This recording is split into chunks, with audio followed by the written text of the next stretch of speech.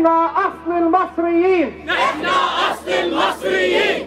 We want justice. We want justice. We want justice. We want justice. We want justice. We want justice. Listen to our pain. Listen to our pain.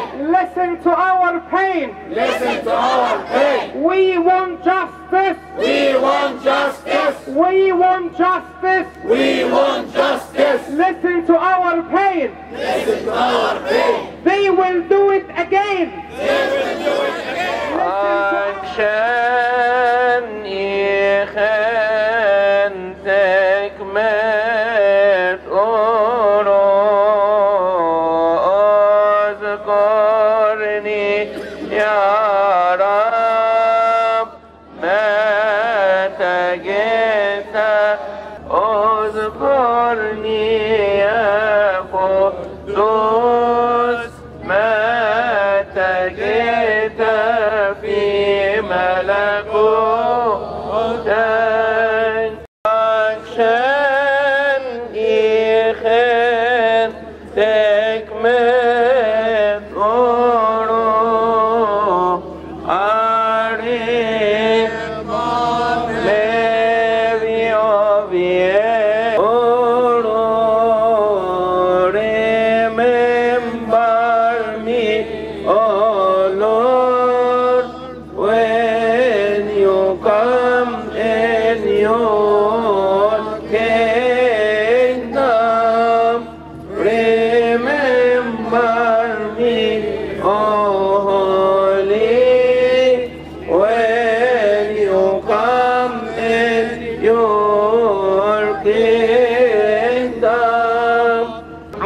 asks now, the blood of the martyrs will make a change. We want justice. We want justice. We want justice. Coptic blood is not cheap. Coptic blood is not cheap. The whole world looked upon Egypt at the beginning of this year with excitement as Egyptians appeared to reclaim their nation, looking towards a more promising future of unity and collaborative effect to their homeland.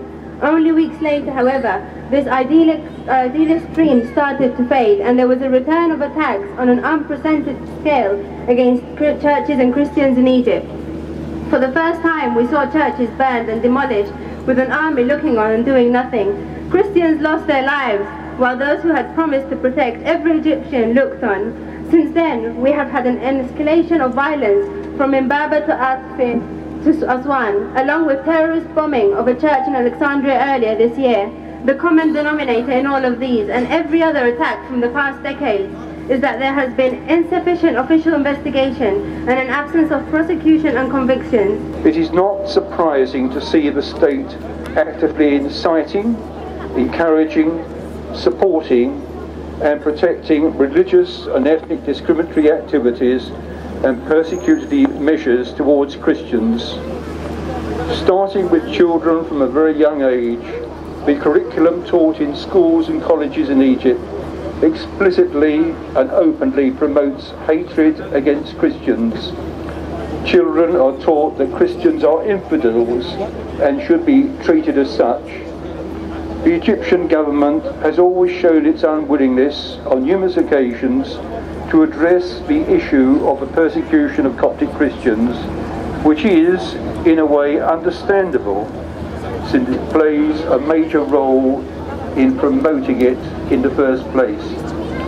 It rarely happens that, when Christians are murdered, anyone is even charged, not to mention sentenced. We put the blame squarely on the shoulders of the Egyptian government and on the shoulders of Supreme Military Council. We are watching everything. We are really concerned about the rhetoric of the militant Islamists, about the statement mentioned by Najah Ibrahim of Al-Jama'ah Al-Islamiyya, and we will continue to point the finger at the Supreme Military Council. We are not going to stop until the day of justice comes and the day of justice is coming. I can pick up what is being said here. You don't want superiority. You don't want anything like that. You just want your basic civil rights. And I say that every Copt in Egypt should enjoy the similar rights that Muslims have here. To build your churches without harassment. Petty harassment in civil and government situations. I'd love it, and all the Christians in this country are totally behind you. God bless the Copts of Egypt.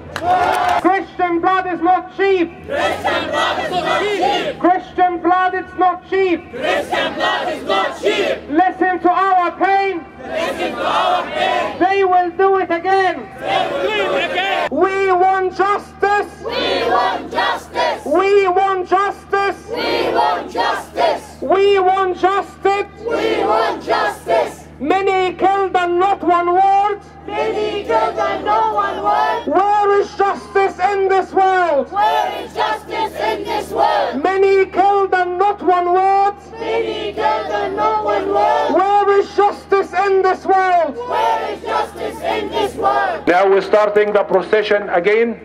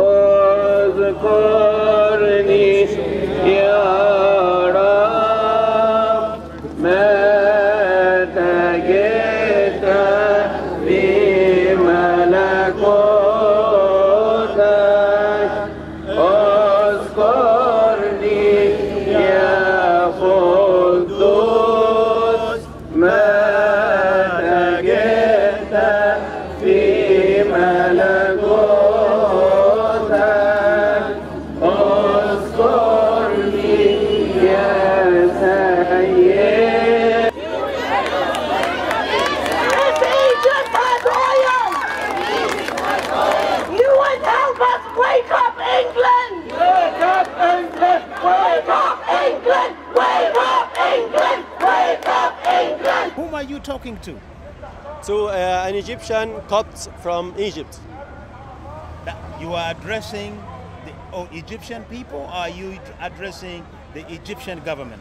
I'm addressing the conscience of all the world, because the atrocity which happened in Egypt is despicable. What are you trying to achieve as Egyptian people? Right, we're here near enough to the House of Parliament to express our anger the way the Christians or the Copt Christians in Egypt are being treated.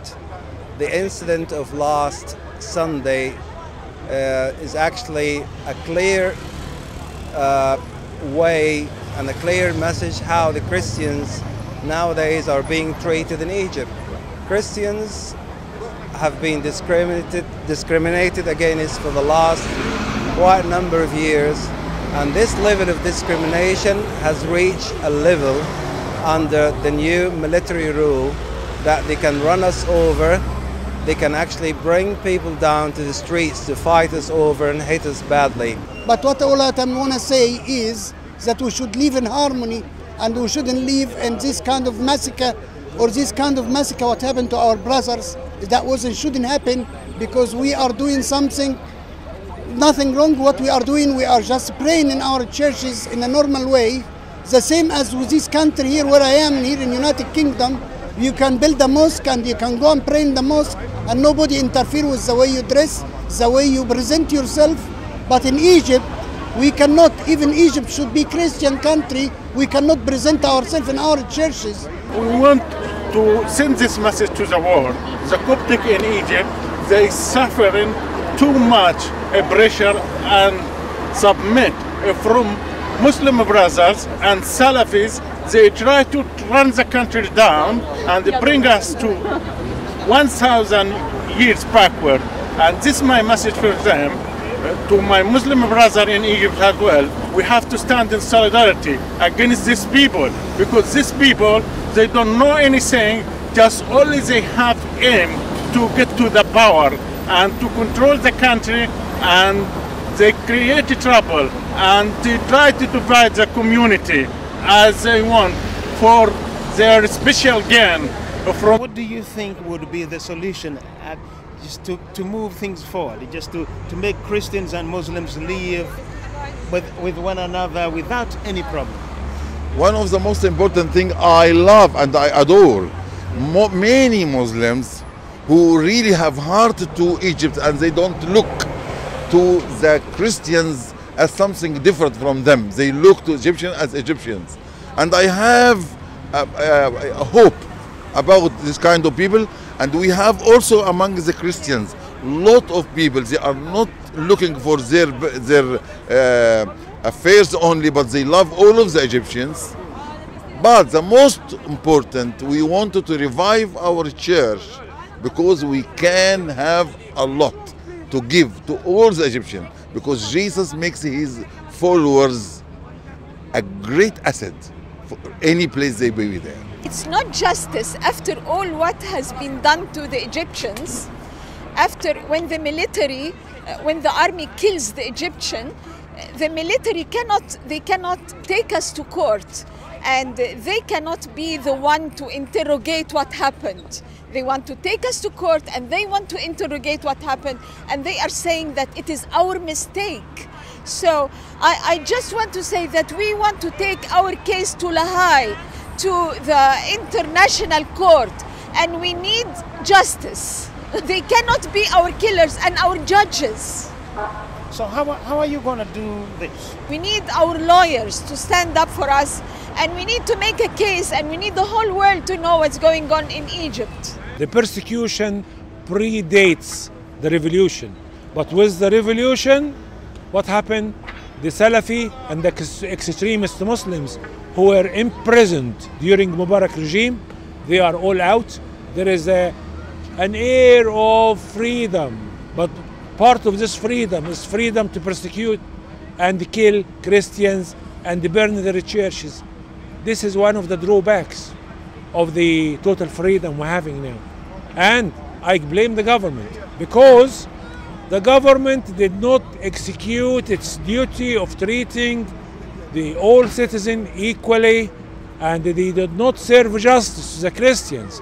They let Salafis attack Christians, their properties, their churches, and they always protecting the militant Islamists. 99% they don't know the history. Even I think most of the world didn't know that the Copts are the original Egyptian, not the Muslims, because the Muslims, Arab, come from Saudi Arabia at the time when Egypt invading by the Romans actually, sorry.